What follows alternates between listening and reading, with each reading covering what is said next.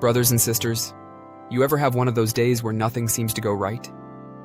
The alarm doesn't go off, your back feels like it lost a fight, and the boss is barking orders before your first cup of coffee even hits. And you find yourself asking, why even bother? Let me ask you something deeper. Are you showing up as the man or woman of faith that God has called you to be? Not the person you might pretend to be online or the person you portray with others, but the person God wants you to be? The person He sees? At the end of the day, you answer not only to the person in the mirror, but to the Lord who gave you the gift of this very day. St. Paul tells us in Colossians 3:23, "Whatever you do, work at it with all your heart, as if working for the Lord and not for human masters." That means every shift, every task, every ordinary effort can be an offering to God when you give it your best. I know every one of us can come up with reasons not to give our all. The bills are piling up. The job feels thankless. The system looks unfair. Maybe you're right about all of that. But excuses do not free us from the call of Christ. Proverbs 16:3 says, "Commit your work to the Lord, and your plans will be established." That doesn't promise us an easy road, but it does promise that God sees and blesses the labor of our hands when we give it to Him.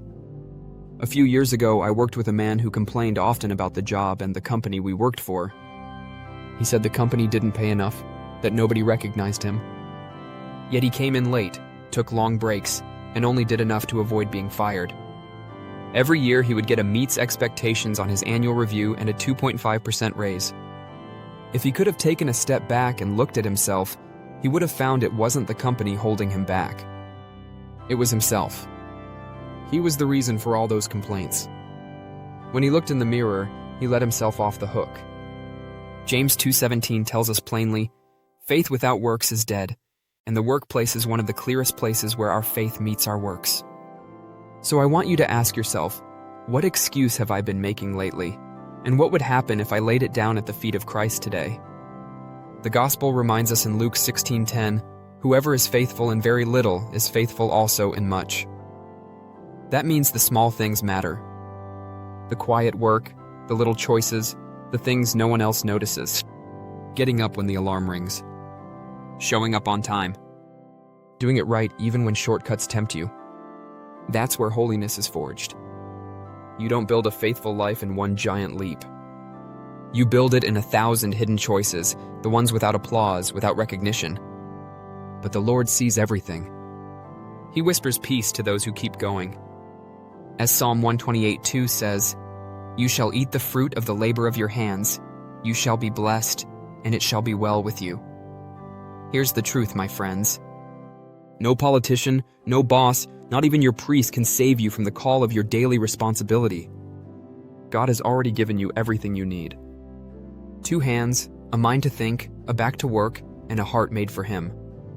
What you need now is discipline, perseverance, and the courage to offer your labor to Christ, even when it's hard. So ask yourself this.